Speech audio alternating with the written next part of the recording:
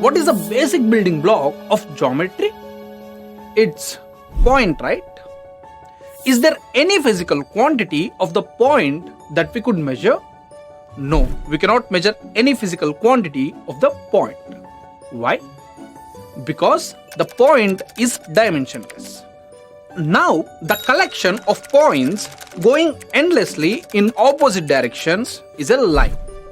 The two arrows at the end of this line indicate that there is no end to this line. Since we said that a line is an infinite collection of points, now consider 2 points A and B on this line. Now we get the line segment AB since it is a part of the line. So the line segment AB clearly has 2 endpoints A and B. Now can we measure any physical quantity for this line segment AB? The physical quantity that we can measure of the line segment is the length of the line segment. With the help of a simple ruler, we can clearly measure the length of the line segment. However, it is impossible to measure the length of a line since a line never ends. Now, if we place an infinite number of lines next to each other, we get a plane. In other words, a plane is a flat surface that spreads on all sides. So, first we considered a point, and then from a collection of points, we formed a line. And by fixing endpoints, we got a line segment. Now, what could be the next geometric figure that we could form? With the help of line segments, we could form closed figures or polygons. What's the simplest closed figure that could be formed? The answer is a triangle, and we can form a triangle only with the help of 3 line segments. Now, let's consider a triangle ABC. What are the physical quantities that could be measured of this triangle? We can in fact measure the lengths of the line segments AB, BC and C. Also, we could measure the angles formed at the vertices A, B and C. Is there something else that could be measured in this triangle? We can measure the area inside this triangle as well. By the way, what's area?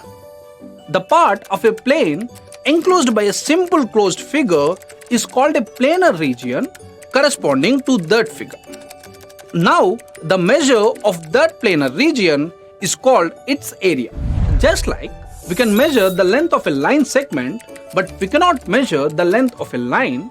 Similarly, we can measure the area of a closed figure, but not the area of an open figure or the plane. Remember that the units of area are square centimeters or square meters or hectares as well. Now, let's try to calculate the area of the rectangle whose length is 12 meters and breadth is 6 meters. We all know that the area of a rectangle is length multiplied by breadth. So, the area of this rectangle will be 12 meters multiplied by 6 meters, which is nothing but 72 square meters. So, the measure of this planar region is 72 square meters.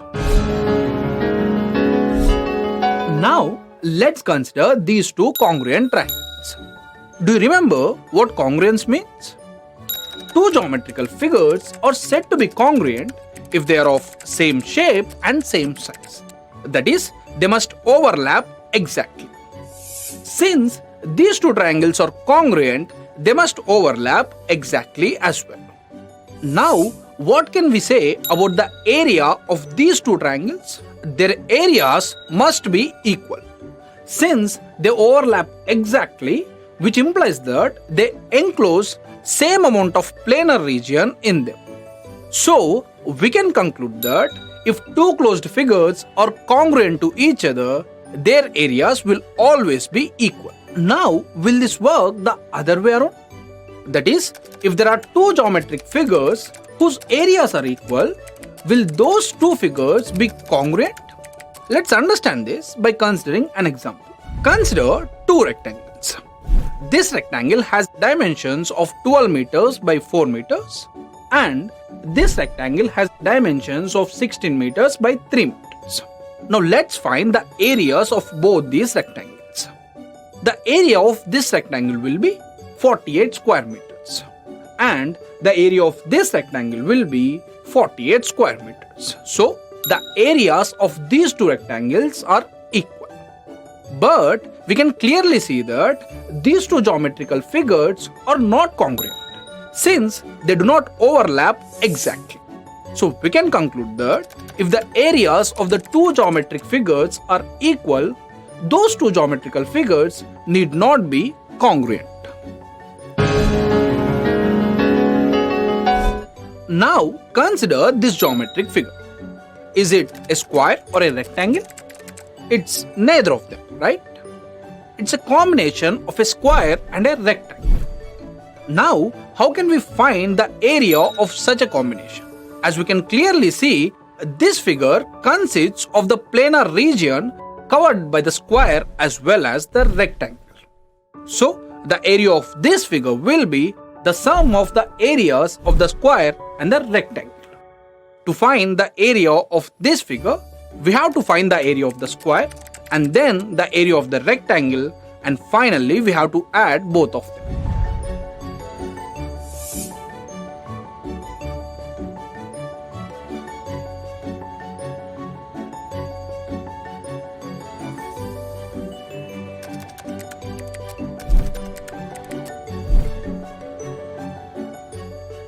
So here the area of the square is 4 square meters and the area of the rectangle is 28 square meters. So the total area is 4 plus 28, which is nothing but 32 square meters. So from this we can conclude that if the planar region formed by the figure A is made up of two non-overlapping planar regions B and C, then the area of the figure A will be equal to the sum of the areas of the figure B and figure C.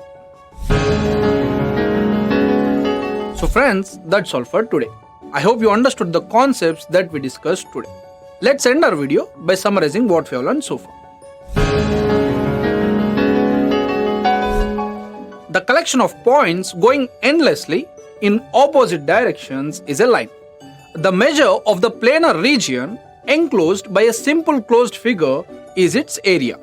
Two geometrical figures are said to be congruent if they are of same size and same shape. If two geometric figures are congruent, then both their areas will be equal.